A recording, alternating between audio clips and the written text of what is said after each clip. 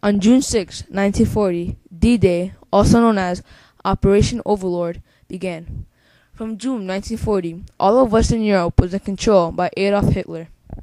We needed to rid of this man, but there couldn't be a victory unless we met with the Germans face to face. This wasn't easy at all. Normandy was chosen for the invasion because of the soft gradients and the favorable weather conditions. Weather played a very important role. Weather was needed to illuminate navigational landmarks for the crews, aircrafts, gliders, and it needed to be a high tide for the ships to get as far as possible to the shore, and it couldn't be a full moon because too much light would be unhelpful and make the Allies an easy target. So it has to be a half moon. D-Day called for over 150,000 soldiers. Leading the soldiers was Supreme Allied Commander Eisenhower, and for commanding landing operations, General Bernard Montgomery. Before they went on to the invasion, General had fooled the Germans to believing the invasion was going to be in Calais, the port city of France. They built fake tanks and put them in certain locations believing the invasion was going to be there. June 6, 1944, Operation Overlord began.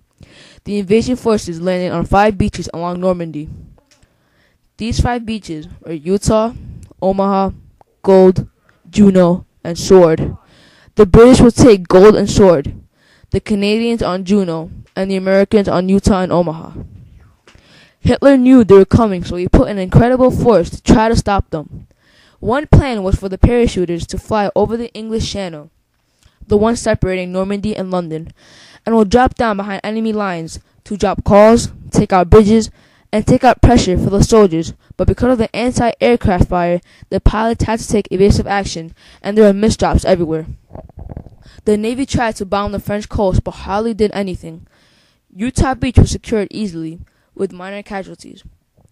Gold and Sword were tougher than Utah, but the British were able to secure it after the first wave. The Canadians at Juno had a rough landing and many casualties, but the beach was secured. On the other hand, Omaha was quite different. On Omaha, it was a bloody nightmare. Omaha Beach was very difficult considering the cliffs with the machine gunners on top. The Americans climbed the cliff with rope ladders while on the German grenades and machinery. There was literally red waves crashing on the shores from all of the blood.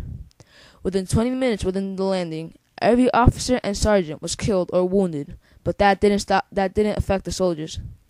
Yes, they lost important lives, but they still succeeded with their mission and took a great stand in history and continued on without their leaders.